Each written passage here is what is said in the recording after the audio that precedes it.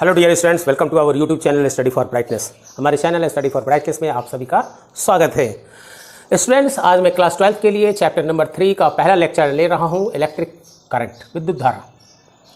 यानी विद्युत धारा के लिए हमें जो है एक चार्ज जो इसका है, जिसके कारण ये विद्युत धारा बहती है, तो इसको बहुत थोड़ा इनिशियल से पढ़ते हैं। तो इनिशियल से पढ़ने के लिए जैसे परमाणु है, तो परमाणु के कंस्ट्रक्शन रचना के बारे में आप जानते हो कि एक न्यूक्लियस होता है, न्यूक्लियस में न्यूट्रॉन होते हैं, प्रोटॉन होते हैं, उसके चारों ओर विभिन्न कक्षाओं में क्या होते हैं, इलेक्ट्रॉन मूव करते हैं। इलेक्ट्रॉन मूव करते हैं तो यहाँ पर जो एक प्रोटॉन की संख्या जो होती है और इलेक्ट्रॉन की संख्या जो होती है वो बराबर होती है, ठीक है, बराबर होती है। एक प्रोटॉन पे जो चार्ज होते हैं वो पॉजिटिव कितना होता है, 1.6 × 10⁻⁹ उसी प्रकार से एक इलेक्ट्रॉन पे भी जो चार्ज होते हैं, जो आवेश होते हैं, वो कितने होते हैं, 1.6 × 10⁻। इलेक्ट्रॉन में माइनस होते हैं और प्रोटॉन में पॉजिटिव होते हैं। अब चूंकि दोनों की संख्या बराबर है और दोनों पर जो है चार्ज जो है क्या है, समान है, सिर्फ उसकी प्रकृति जो है वो विपरीत है। और प्रकृति विपरीत होने के कारण क्या हो जाता है, न्यूट्रलाइज हो जाता है। जितना यहाँ पॉजिटिव चार्ज है उतना ही यहाँ पर क्या है, उसके चारों तरफ निगेटिव चार्ज है, और इस कारण से वो न्यूट्रलाइज हो जाता है, उदासीन हो जाता है, किसी प्रकार का कोई चार्ज नहीं होता है। लेकिन जैसे ही यहाँ से कोई एक इलेक्ट्रॉन किसी भी कारण से यहाँ से निकल चुका है, तो इसका मतलब क्या है कि एक इलेक्ट्रॉन की यहाँ कमी हो गई है और यहाँ प्रोटॉन की संख्या वही है। तो अब एक प्रोटॉन की यहाँ पर क्या हो गया, अब मान लीजिए कि पहले जो था यहाँ पर 11 इलेक्ट्रॉन थे, 11 प्रोटॉन थे, सब कुछ न्यूट्रलाइज था। लेकिन जैसे ही यहाँ से चला गया एक, अब 10 बच गया है। अब इसके 10 इलेक्ट्रॉन से तो वो क्या कर देगा, मर्ज हो जाएगा, उदासीन कर देगा। लेकिन एक प्रोटॉन का वहाँ पॉजिटिव चार्ज उत्पन्न हो जाएगा। अब ये जो है एक प्रकार से घनायन का काम करेगा और ये जो इलेक्ट्रॉन है ये ऋणायन का काम करेगा, यानी कि ये फ्री इलेक्ट्रॉन हो गए हैं। अब ये फ्री इलेक्ट्रॉन हो गए हैं तो ये अब मूव कर सकते हैं। अब ये मूव कर सकते हैं, तो मूव करेंगे तो यानी मूव करने का मतलब है विद्युत धारा का बहना, विद्युत धारा का बहना। जैसे आप देखें यहाँ पर दो आपको क्या है कि बॉडी है, यहाँ ए है, ये बी है, ये क्या है, ये पॉजिटिवली चार्ज है और ये क्या है, निगेटिवली चार्ज है। अगर इसे हम लोग क्या कर दिए, एक पतले तार से जोड़ दिए, तो क्या होगा, ये पतले तार से जोड़ने पर इलेक्ट्रॉन जो है इधर चलेंगे, इलेक्ट्रॉन मूव इधर करेंगे और जो इलेक्ट्रिक करंट है वो इसके अपोजिट डायरेक्शन में मूव करेंगे। तो यह जो इलेक्ट्रॉन जो कहाँ जाएगा, पॉजिटिव की ओर जाएगा और उसके विपरीत दिशा में क्या होंगे, इलेक्ट्रिक करंट, यानी अपोजिट डायरेक्शन में। तो ये चार्ज के मूव करने, अब चार्ज मूव क्यों होगा, ये मूव तभी होगा जब इसके बीच में पोटेंशियल में अंतर होगा, जब इसके विभव में अंतर होगा। यानी विभव में अंतर अगर खत्म हो गया तो ये क्या हो जाएगा, ये मूव करना बंद, इलेक्ट्रॉन मूव करना बंद, इलेक्ट्रॉन मूव करना बंद तो इलेक्ट्रिक करंट मूव करना बंद। तो इसको मेंटेन करने के लिए कि विभवांतर बना रहे, पोटेंशियल डिफरेंस बना रहे, इसके लिए हम लोग क्या करते हैं, एक बैटरी को जोड़ देते हैं। और तभी क्या होता है, जब बैटरी को जोड़ देते हैं तभी इसमें पोटेंशियल डिफरेंस बना रहता है और ये इलेक्ट्रॉन मूव कर सकते हैं। तो इसी इलेक्ट्रॉन, फ्री इलेक्ट्रॉन की जो चार्ज है उसी के ऊपर जो है ये पूरा चैप्टर बेस्ड है।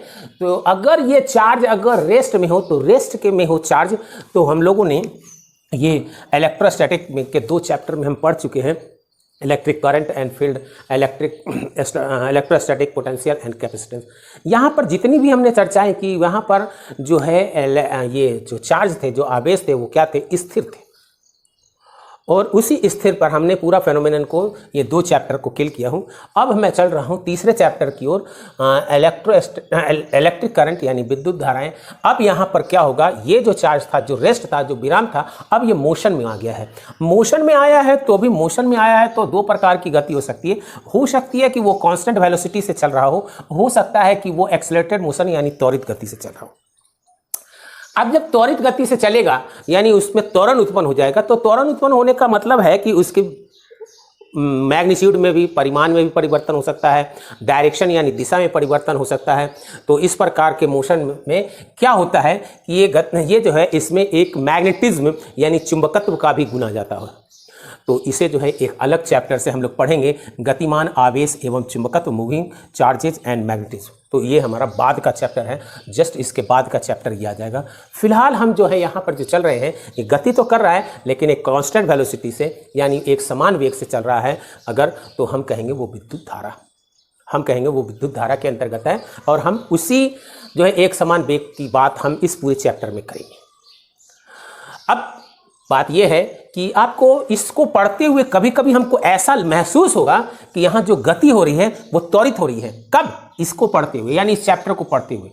ठीक है, ये जो रेस्ट था ये पहले पढ़ चुका हूँ फर्स्ट सेकंड चैप्टर में। ये जो मोशन है एक्सेलरेटेड त्वरित, ये आने वाले चैप्टर में पढ़ूंगा। ये चैप्टर को अब पढ़ूंगा, यहाँ पर पढ़ना है एक समान वेग, लेकिन कभी कभी हमें ऐसा महसूस होगा कि ये जो वेलोसिटी है ये इलेक्ट्रॉन्स की, ये जो वेलोसिटी है वो एक्सेलरेटेड है, त्वरित है, लेकिन ऐसा सिर्फ भ्रम होगा, वो वास्तव में एक समान वेग से ही होगा। तो चलिए ये हो गया क्लियर। तो इलेक्ट्रिक करंट के बारे में पढ़ते हैं। इलेक्ट्रिक करंट जो हमारा बेस था इलेक्ट्रिक करंट। तो इलेक्ट्रिक करंट क्या है? किसी चालक में जो है इलेक्ट्रॉनों के फ्लो, इलेक्ट्रॉन का फ्लो होता है, तो इलेक्ट्रॉन का फ्लो होता है तो उसी के संबंध में ये इलेक्ट्रिक करंट है। यानी आवेश प्रवाह की दर, यानी किसी धात्विक चालक से मान लो कि आवेश प्रवाह हो रहा है किसी अनुप्रस्थ काट के क्षेत्रफल से, वो जैसे ये आपको एक चालक है, इसके अनुप्रस्थ काट के क्षेत्रफल से वो इकाई समय में कितना आवेश प्रवाहित हो रहा है, इकाई समय में कितना आवेश प्रवाहित हो रहा है, उसी को क्या कहते हैं? विद्युत धारा, इलेक्ट्रिक करंट। विद्युत धारा इलेक्ट्रिक करंट है। तो कितनी धारा इकाई समय में, तो मान लो कि 5 सेकंड में इसमें से हो रही है 10 या 15, मान लो 15 कूलम्ब चार्ज हो रही है, तो 1 सेकंड में कितना होगा? 15/5 यानी 3। तो 1 सेकंड यानी टाइम से, इसी को अंग्रेजी में कहते हैं rate of flow of charge, यानी आवेश प्रवाह की दर। जहां दर की बात हो गई तो आप टाइम से भाग दे दीजिए, यानी कि वो पूछ रहा है इकाई समय में, इकाई समय में यानी चार्ज अपॉन टाइम।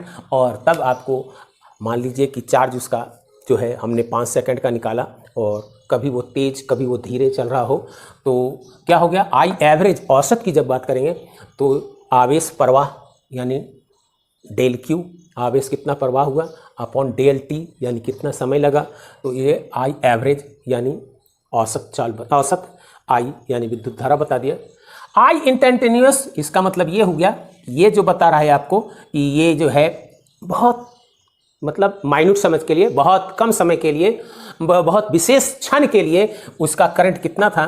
तो चूंकि विशेष क्षण लिया गया है तो टाइम बहुत छोटा हो गया, तो उसमें से फ्लो होने वाले आवेश भी बहुत छोटे होंगे, और तब हम क्या करेंगे? dQ/dt, dQ/dt। तो ये एक पिक पॉइंट के लिए, एक शॉर्ट पॉइंट के लिए हमें जो है करंट मालूम हो चुका है।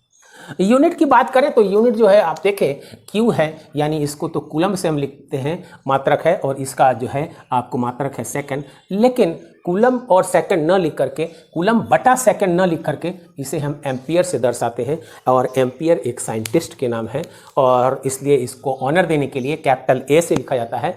और इसे जो है आप 11th क्लास में पढ़े होंगे, 7 फंडामेंटल यूनिट, 7 मूलभूत मात्रक, उसमें इस ए को शामिल किया गया है, इलेक्ट्रिक करंट ए को। ठीक है, तो ये आपके जो है मात्रक भी हो गए, आई एवरेज, तो इकाई हो गए। अब यहाँ इलेक्ट्रिक करंट के बारे में बात की जाए तो इलेक्ट्रिक करंट में एक डायरेक्शन भी होता है और इसमें मैग्नीट्यूड भी होते हैं, तो इसलिए इसे शायद वेक्टर क्वांटिटी यानी सदिश जो है राशि कही जा सकती है, क्योंकि डायरेक्शन भी है और आपको जो है मैग्नीट्यूड भी है। लेकिन ये क्या होता है, वेक्टर के एडिशन लॉ को ये फॉलो नहीं करती है। मान लो कि यहाँ पर एक करंट जा रही है, एक करंट जा रही है और इस तरफ तार को मोड़ दिया गया है। अगर मान लीजिए 30 डिग्री पे मोड़ दिया गया है, तो जैसा कि फोर्स होता है कि फोर्स F लगा है और इसको जो है 30 डिग्री पे मोड़ दिया गया है, तो हम क्या कहते हैं? F cos 30 degree. लेकिन यहाँ पर जो करंट जा रहा है वही करंट यहाँ पे भी जा रहा है, किसी भी प्रकार का कोई डिफ्लेक्शन नहीं हो रहा है, यानी तार को मोड़ दे सीधा कर दे। लेकिन इस फोर्स को अगर आप उसको एंगल परिवर्तन कर दे तो क्या हो जाएगा? उसका मैग्नीट्यूड चेंज हो जाता है। तो यहाँ पर ये लॉ को एसोसिएट नहीं कर पाता है, ये पालन नहीं कर पाता है। उसी प्रकार से देखें कि अगर ये मान लीजिए कि I1, ये I2, ये I3 जा रही है, इसको कोई मतलब नहीं डायरेक्शन से, अगर इससे निकलने वाली करंट होगी तो क्या होगा? I बराबर I1 plus I2 plus I3, यानी इसको डायरेक्शन से यहाँ पे किसी प्रकार का कोई जो है मतलब नहीं है, इंडिपेंडेंट है। इस कारण से ये क्या हो गई, ये अदिश राशि हो गई। तो इस प्रकार से आपने इस चीज को देखा।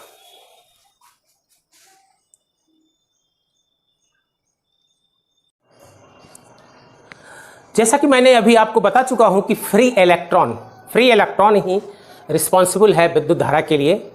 तो वो फ्री इलेक्ट्रॉन जो है वो क्या होता है कि वो चालक के अंदर रैंडमली अनियमित ढंग से घूमते रहते हैं। और वो घूमने का कारण क्या है, क्यों घूमते हैं? तो घूमने का कारण ये है, वो फ्री इलेक्ट्रॉन जो है जब उसको तापीय ऊर्जा मिलती है, यानी बाहर के ताप और उसके ताप में अंतर हो जाते हैं, तो एक प्रकार से तापीय ऊर्जा मिलती है। और वो फ्री इलेक्ट्रॉन जो होते हैं, वो जो मुक्त इलेक्ट्रॉन होते हैं, वो उसके अंदर, परमाणु के अंदर जो है रैंडमली घूमते रहते हैं।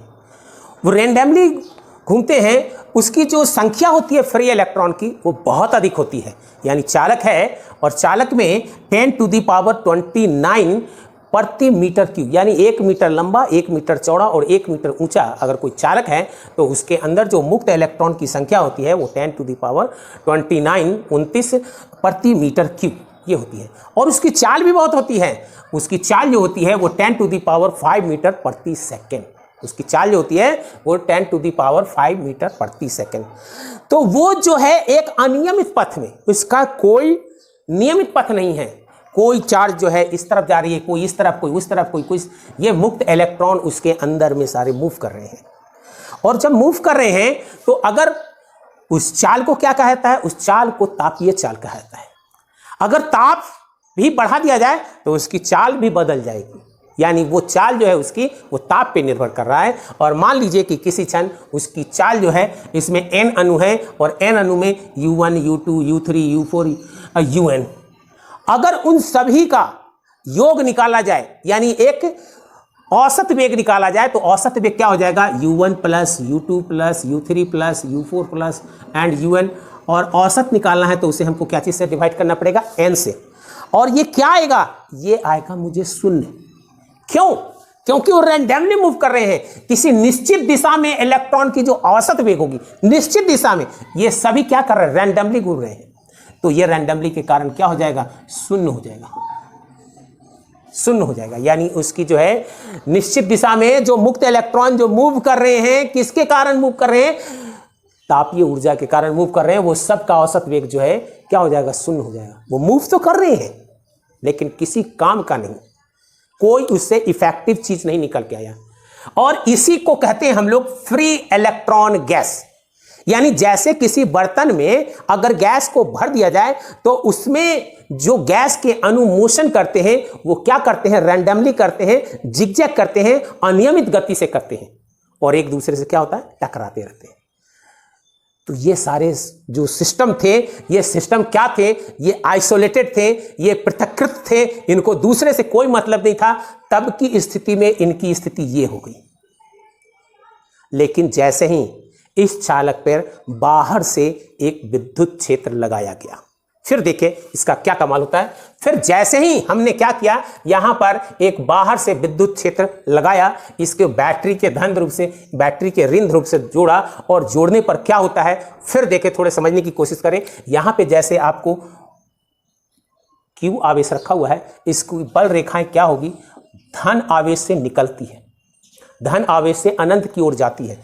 और यहां पर अगर कोई इलेक्ट्रॉन हो, कोई इलेक्ट्रॉन हो, तो उस इलेक्ट्रॉन के निगेटिव चार्ज के द्वारा क्या होगा, इस तरफ एक बल लगेगा, उस तरफ एक बल लगेगा। क्यों लगेगा कि ये पॉजिटिव और ये निगेटिव दोनों आपस में आकर्षण करना चाहेगा, और तब वहां पर एक बल लगेगा, और वो बल क्या होता है, QE के बराबर होता है। यानी यहां पर जो भी आपने Q रखा है उसके बराबर होता है।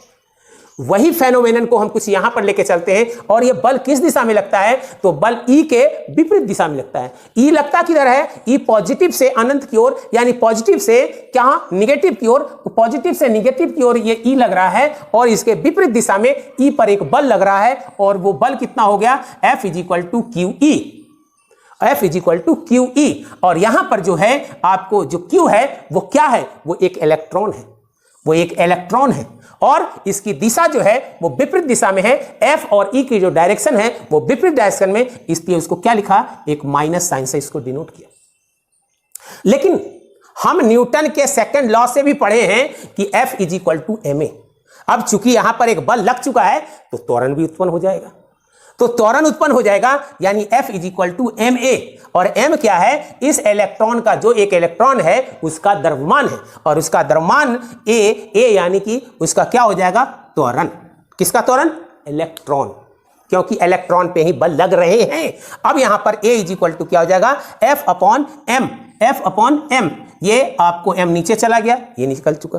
अब हमने क्या किया, इसको हमने क्या किया कि ये जो F है, F की जगह E अपॉन m। अब यहां तक तो आपको समझ में आ चुकी होगी, ये एक्सेलरेट कर रहा है। तो मैंने बोला था ना कि आपको कभी कभी ऐसा महसूस हो रहा है होगा कि ये विद्युत धारा में जो है इलेक्ट्रॉन जो है एक्सेलरेट कर रहा है, त्वरण कर रहा है, लेकिन ऐसा नहीं। यहां पर हो क्या रहा है, ये जो मैंने आपको सिंपली दिखला दिया कि ये इधर चल रहा है, वैसा केस नहीं है। ये सिंपली ऐसा केस नहीं है। यहां पर जो है ये कुछ इस तरह से घटनाएं घट रही है, जो मैं इस पिक्चर में आपको बता रहा हूं कि यहां से जो इलेक्ट्रॉन चला, आना इधर है, और ठीक है, तो ये जो इलेक्ट्रॉन चला, ये जिस चीज से इलेक्ट्रॉन निकला था, जिस परमाणु से निकला था, वो परमाणु अब क्या बन गया है, घनायन बन गया है। उसकी भी संख्या तो उतनी ही होगी। तो वो क्या होता है कि ये इलेक्ट्रॉन जब चलता है तो वो घनायन से जाके टकराता है। अब टकराया तो क्या हो गया, टकराया तो इस बल के कारण जो उसके पास एनर्जी थी, कुल जो गतिज ऊर्जा थी, वो गतिज ऊर्जा जो है जाकर के टकराते ही शून्य हो जाती है, समाप्त हो जाती है। और उसके बाद फिर से उसके ऊपर बल लग रहा है, तो उसको बल लगने से क्या होगा, फिर से उसकी एनर्जी बनेगी, और फिर से वो चलना शुरू करेगा, और फिर से वो किसी दूसरे घनायन से टकराएगा। इसका मतलब यह है कि वो अपनी एनर्जी को खोता जाएगा और फिर से एनर्जी प्राप्त करेगा, और फिर से किसी दूसरे घनायन से टकराएगा, और ये टकराने की क्रिया सतत रूप से लगातार चलती रहेगी। अब यहां पे क्या हो रहा है कि यहां पर उसको जाना भी है और टकराना भी है, तो दोनों क्रियाएं होते होते कुछ इस तरह से होगी कि यहां से ये टकरा भी रही है और टकरा के थोड़ा आगे भी बढ़ रही है, टकरा भी रही है और टकरा के आगे बढ़ रही है, टकरा भी रही है और टकरा के आगे बढ़ रही है। इस तरह से ये क्या होगा कि ये टकराते टकराते आगे की ओर भी बढ़ेगी। जैसे मान लीजिए यहां पर पूरे मार्केट रोड है और यहां पे बहुत जाम लगा हुआ है, बहुत जाम लग चुका है। अब आप क्या करेंगे, क्या सीधे चले जाएंगे, यहां से आपको बुलाया जा रहा है, क्या आप सीधे चले जाएंगे? नहीं, आप क्या करेंगे, यहां से दौड़ते भागते, कभी तिरछे, कभी इधर, ऐसे करते करते वो आप आगे की तरफ भी बढ़ेंगे और जिगजैग रास्ता भी अपनाते जाएंगे। क्योंकि आप जैसे चलेंगे तो क्या होगा, जब सीधे चलेंगे कहीं ना कहीं कोई टकरा जाएगा, फिर वहां से आप रास्ता चेंज करेंगे, फिर आप वहां से चलेंगे, फिर रास्ता चेंज करेंगे, आपको यहां से एनर्जी मिलती रहेगी। वो आपको बुलाया जा रहा है यहां की आओ आओ आओ, और आप जाएंगे, और जाते हुए आप कितने रास्ते चेंज करते जाएंगे। अगर ये रास्ता साफ होता, क्लियर होता, इसमें कोई घनायन नहीं, सीधे चला जाता, लेकिन ये घनायन होने के कारण ही इतनी सारी प्रॉब्लम हुई। और तब क्या हुआ, जो ये एक्सेलरेटेड मोशन था, वो एक्सेलरेटेड मोशन अब क्या हो गया, एक निश्चित वेग से वो जा रहा है, वो एक अब निश्चित वेग से जा रहा है। उस वेग से जो जा रहा है उसी को हम लोग कहते हैं अनुगमन वेग, उसी को हम लोग कहते हैं अववाहन वेग, उसी को हम लोग कहते हैं ड्रिफ्ट वेलोसिटी, और ड्रिफ्ट वेलोसिटी को भीडी से, और वो भीडी का मान कितना हो जाता है, तो भीडी का मान हो जाता है 10⁻⁻⁴ मीटर पर सेकेंड। उसका पहले कितना था, उसकी चाल कब कितनी थी, 10⁵ मीटर पर सेकेंड, और अब वो चाल कितनी हो गई, यहां पे ये हो गई। तो यहां पर मुझे महसूस भी हुआ कि यह त्वरित हो रहा है, लेकिन वास्तव में त्वरित नहीं हो रहा है, बल्कि वह धीरे धीरे अपने जो वेग को क्या कर दिया, बहुत कम कर दिया। एक मतलब विपरीत दिशा में हमारी क्या लगी हुई है, ई लगी हुई है, और उसके विपरीत दिशा में हम जो चल रहे हैं वो बहुत धीरे धीरे आगे की ओर बढ़ रहे हैं। और इसी निश्चित माध्य वेग, क्योंकि बढ़ रही है, घट रही है, तो माध्य वेग कहा जाएगा, मीन वेग। इसी मीन वेग को हम लोग क्या कहते हैं, ड्रिफ्ट वेलोसिटी, यानी अब अनुगमन वेग या अपवहन वेग। तो इस तरह से मैं समझता हूं कि ये आपको क्लियर हो चुका होगा। तो अपवहन वेग, तो वही मैं कह रहा हूं कि अपवहन वेग जो है, मान लीजिए क्या है कि अपवहन वेग यहां पर u1, u2, u3, un और इस प्रकार से n है, तो आपको कितना मिला, यहां पे 0 मिला। यहां पे कितना मिला, 0 मिला। और ये 0 मिला। अब मान लीजिए कि ये चल रहे हैं और चलते चलते क्या हो रहा है, चलना तो है ही, अब चलते चलते इसका जो है वेग u से v बदला, यानी u1 से v1 बदला, और इसको बदलने में टाइम कितना लगा, t1। दूसरा था इलेक्ट्रॉन जिसको u2 से u3 लगा और समय क्या लगा, u2, और इसको क्या लगा, u3 और u3 यानी v3, और इसको क्या लगा, t3। तो इसको हर जो इलेक्ट्रॉन है, हर इलेक्ट्रॉन के लिए पहला इलेक्ट्रॉन, दूसरा इलेक्ट्रॉन, तीसरा इलेक्ट्रॉन, और ऐसे ऐसे हम कितने इलेक्ट्रॉन के लिए करेंगे, n इलेक्ट्रॉन के लिए करेंगे। और n इलेक्ट्रॉन का कितना हो जाएगा, Vn इज इक्वल un से चला, और Tn समय में क्या हो गया, उसका वेग Vn हो गया, Vn हो गया। तो ड्रिफ्ट वेलोसिटी क्या कहता है, ड्रिफ्ट वेलोसिटी आपको क्या कहता है, अनुगमन वेग क्या कहता है, अनुगमन वेग कहता है कि अनुगमन वेग से कि जो वेलोसिटी है वो सभी के वेलोसिटी के माध्य, सभी के वेलोसिटी का माध्य। तो Vd बराबर, Vd यानी अनुगमन वेग, अनुगमन वेग यानी अपवाह वेग यानी ड्रिफ्ट वेलोसिटी, इसका मान क्या हो जाएगा, ये जो सभी जो चल रहे हैं कौन से वेग से चल रहे हैं, v1 से, v2 से, v3 से, v4 से, डॉट डॉट डॉट vn से, vn से, तो ये चल रहे हैं। तो इसका औसत यानी n से भाग दे दीजिए। ये चाल कब की हुई, ये चाल जब हम बाहर से विद्युत क्षेत्र लगाए तब। ये चाल कब थी, ये इनिशियल थी, जब विद्युत क्षेत्र नहीं लगाया था तब। तो अब आप देखें इसका v, तो एक फार्मूला होता है कि v is equal to u plus a t, ये फार्मूला का हम उपयोग करेंगे।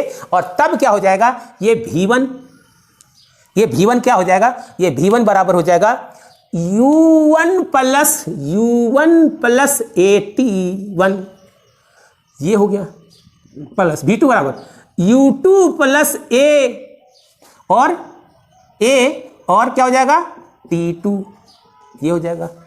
और क्या हो जाएगा, u3 प्लस AT3 प्लस इसी प्रकार से क्या हो जाएगा, u4 plus T4 and dot dot dot. अब क्या हो जाएगा, प्लस UN प्लस ATN, अब बट्टा में क्या हो जाएगा, n। अब यहां पे देखिए u1 को, u2 को, u3 को, u4 को, un को, सबको एक कर दिया, यानी क्या कर दिया, u1, u2, u3, u4 plus dot dot dot un, और इसको एक किया तो उसके नीचे क्या था, n था, n कर दिया। अब AT1, AT2, AT3 ये वाले को लेते हैं, और सब में क्या है, a कॉमन है, तो a कॉमन है तो उसको भी लेते हैं, a कॉमन, तो a कॉमन लेते हैं, तो उसमें देखिए क्या हो जाएगा, a हो जाएगा। अब हो जाएगा T1 plus T2 plus T3 plus Tn upon n, ये हो गया। और ये तो हमने कहा था इनिशियल 0 होता है, इनिशियल 0 होता है, तो अब इससे हमें कोई मतलब नहीं है, ये तो 0 हो चुका है। मतलब किससे है, इससे है, मतलब किससे है, इससे है। अब हम लोग क्या करेंगे, इससे हमने a कॉमन ले लिया है, अब T1, T2, T3 इसको हम लोग क्या लिखते हैं, ये हमारा तो प्लस, ये पूरा 0, ये प्लस, ये a, और इसको लिखते हैं हम लोग टाउ, क्या लिखते हैं, टाउ। अब ये टाउ क्या है, तो टाउ हम यहां पे लिख देते हैं, क्या है टाउ, टाउ है T1 plus T2 plus T3, T1 plus T2 plus T3 plus dot dot dot Tn upon n, ये हमारा टाउ निकल चुका है। तो टाउ क्या होता है, तो जो दो इलेक्ट्रॉन जो है जो टकराते हैं, इलेक्ट्रॉन जो टकराते हैं, टकराएं फिर चले फिर दूसरे में टकराएं, तो ये दो जो टक्कर हुआ उसके बीच के औसत समय, यानी मान लीजिए कि यहां से गया और यहां जाके टकरा गया, एक टक्कर हो गया, अब इसके बाद यहां से चल करके यहां आया और यहां फिर टकरा गया, तो ये कैसा हो गया, दो टक्कर। और दो टक्कर के बीच के माध्य औसत समय को ही हम लोग क्या कहते हैं, टाउ। और ये टाउ यानी कि क्या हो गया, इसको हम लोग कहते हैं यानी विश्रांति काल, इसको कहते हैं विश्रांति काल। और किसी किसी किताब में आपको मिलेगा रिलैक्सेशन टाइम, रिलैक्सेशन टाइम। और ये अनुगमन वेग जितनी तेज होगी, अनुगमन वेग जितनी तेज होगी, आपका ये विश्रांति समय जो है उतना ही क्या होगा, कम होगा। क्योंकि जब स्पीड से चल रही है तो दो टक्कर के बीच वो कम समय लेगी।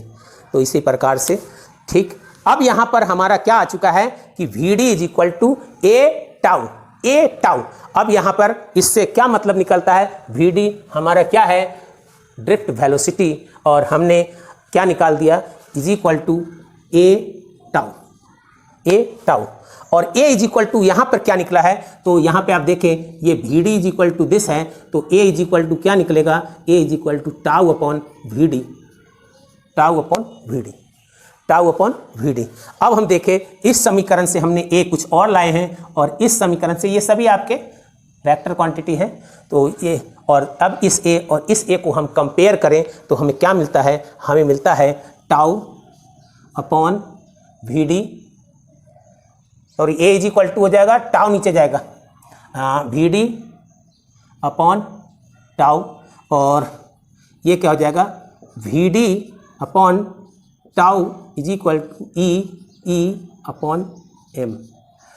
और यहाँ पर अगर हम देखें तो अगर Vd निकालना चाहें यानी ड्रिफ्ट वेलोसिटी निकालना चाहें तो टाउ को हमें इस तरफ करना पड़ेगा, और टाउ जैसे इधर हम करेंगे तो क्या हो जाएगा, Vd इज इक्वल टू ई और टाउ और अपॉन एम, और ये हो गया आपको, ठीक है। ये आपकी क्या है, वेक्टर क्वांटिटी है, ये भी वेक्टर क्वांटिटी है, ठीक है। तो इस प्रकार से ये निकला। अगर इस माइनस को हटा दें तो ये स्केलर हो जाएगा, Vd is equal to scalar यानी कि केवल परिमाण को बताएगा, और ये जो है e upon tau upon m. और यहाँ पे देखें तो इसका Vd का मान होगा, लेकिन ये माइनस होने के कारण बता रहा है कि ई के विपरीत दिशा में Vd कार्य कर रहा है। तो इस प्रकार से आपने देखा कि ये जो Vd है ये बहुत ही इम्पॉर्टेंट डेरिवेशन एक निकला है, जो कि बोर्ड एग्जामिनेशन में पूछे जाते हैं।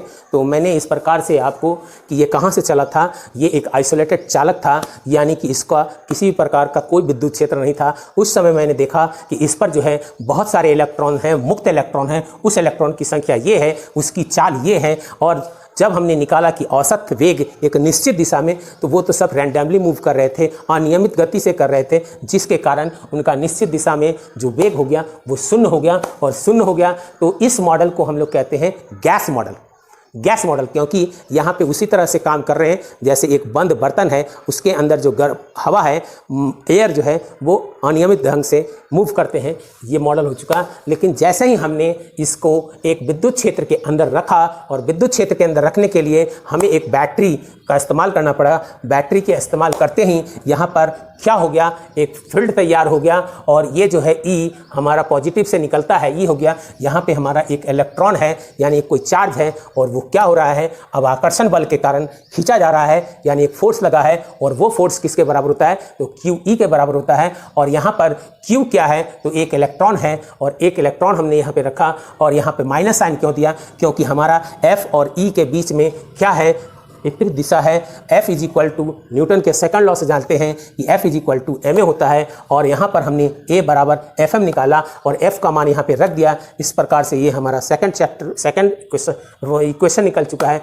अब हम यहाँ पे देखें कि हो क्या रहा है वास्तव में। जो यहाँ पे इस प्रकार से मैंने जो ड्रॉ किया है, वास्तव में इसके अंदर जो हो रहा है वो इलेक्ट्रॉन्स कुछ इस तरह से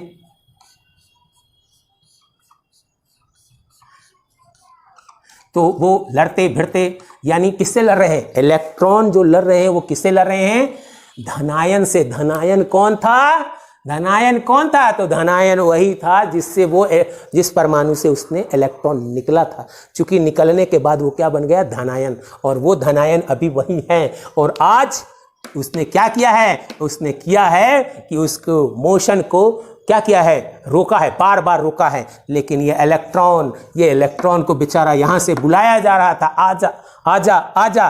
तो वो क्या हो रहा है? टकराते टकराते टकरा भी रहा है, अपनी एनर्जी खो भी रहा है, फिर भी उसको एनर्जी मिल रही है और उसको मिलते हुए आगे बढ़ते हुए चले आ रहा है। तो ये जो दिखलाया, ये तो होता इस तरह से है, लेकिन वास्तव में होता इस तरह से नहीं है, इस तरह से है। इसी को कहते हैं हम लोग, जो औसत माध्य वेग से इसकी चाल बनी, वही उसकी क्या कहलाती है? अनुगमन वेग यानी अपवहन वेग, ड्रिफ्ट वेलोसिटी। और इसकी चाल देखें, जो पहले चाल थी 10⁵ मीटर, अब हो गई बेचारे की बहुत कम, 10⁻⁻⁴ मीटर पर सेकेंड। और यहीं पर हमारा क्या हो गया? हमने निकाला कि u तो था और वो टकराया, यानी फाइनल वेलोसिटी कितनी थी? तो इसका था v1 और टाइम कितना लगा इसमें? तो t1। इस तरह सभी अणु के लिए निकाल लिए और सभी अणु के लिए निकाल करके हमने ड्रिफ्ट वेलोसिटी, और ड्रिफ्ट वेलोसिटी की परिभाषा क्या दिया कि जिस औसत माध्य वेग से चल रही है उसी को हम लोग कहते हैं ड्रिफ्ट वेलोसिटी। तो औसत वेग से चल रही है तो औसत माध्य वेग v1 + v2 + v3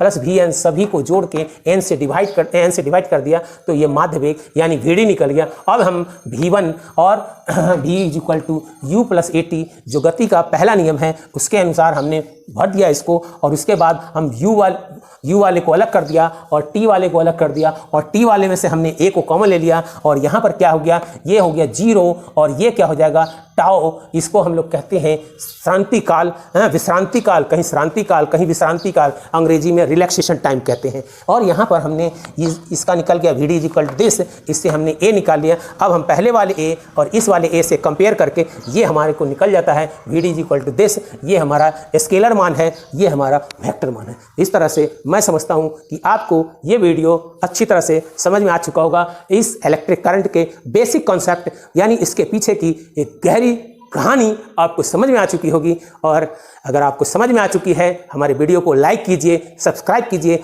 उसके पास के बेल आइकन को प्रेस कर हमारे सारे नोटिफिकेशन और अपडेशन पाते रहें। मैं इसी तरह का वीडियो 11th 12th फिजिक्स और 6th to 10th mathematics and mathematics tricks के बारे में बनाता हूं। तो हमारे चैनल को सब्सक्राइब करें, लाइक करें और अपने दोस्तों में स्प्रेड करें, ताकि मैं अपने व्यूअर्स को देखकर मोटिवेट हो सकूं और ज़्यादा से ज़्यादा और अच्छे से अच्छे वीडियो आपके लिए बना सकूं। Thank you for watching this video. Thanks once again.